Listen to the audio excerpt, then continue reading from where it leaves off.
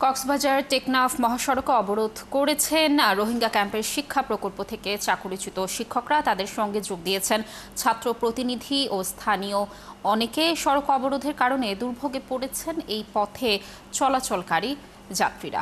কামরুল ইসলাম মিন্টুর প্রতিবেদন, ছবি তুলেছেন হেলাল উদ্দিন। সোমবার সকাল থেকে উকিয়ারকোট বাজার এলাকায় সড়ক অবরোধ করে বিক্ষোভে নামেন রোহিঙ্গা ক্যাম্পে চাকুরিচ্যুত সহস্রাধিক শিক্ষক। তারা ক্যাম্পে কর্মরত এনজিও ও আইএনজিও কর্মী এবং সাধারণ যাত্রীবাহী যান চলাচলও বন্ধ করে দেন। শিক্ষকদের অভিযোগ, কারণ ছাড়া 3 মাস আগে প্রায় 1200 শতাধিক শিক্ষক চাকুরিচ্যুত করা হয়। কর্মহীন হয়ে এখন তারা পরিবার নিয়ে দুঃসহ জীবনযাপন করছেন। অনেক আশার পানি শোনাইছে, 1 মাস সময় নিছে, 15 দিন সময় নিছে, 1 সপ্তাহ সময় নিছে, কিন্তু আমাদেরকে চাকরিটা পুনর্বহাল করা হয় না। এখন যদি আমাদেরকে আবার পুনর্বহাল না করা হয় তাহলে আমরা অনশন কর্মসূচি পালন করে যাব।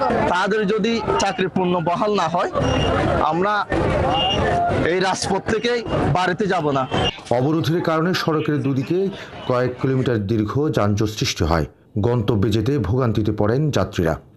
আমরা সারা রাত কষ্ট করে আসছি, এখন ভোর 6টা থেকে বসে আছি যে কখন একটা সমাধান হবে, রাস্তা ছাড়বে, আমরা যাবো। প্রায় আপনার 3 কিলোমিটার হবে হেঁটে হেঁটে আসতেছি। সবাই আমি না, সবাই মানে জনগণ ভোগান্তি।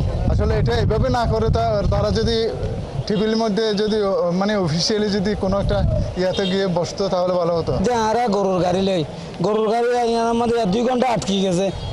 আর গরু বেশি মারা যাবে বলাই। শিক্ষা প্রকল্প পরিচালনাকারী সংস্থা ইউনিসেফ জানিয়েছে, দাতা গোষ্ঠীর অর্থায়ন কমে যাওয়ায় ক্যাম্পের শিক্ষা প্রকল্প থেকে শিক্ষকদের ছাঁটাই করতে হয়েছে। কামরুল ইসলাম মিন্টু, 71, কক্সবাজার।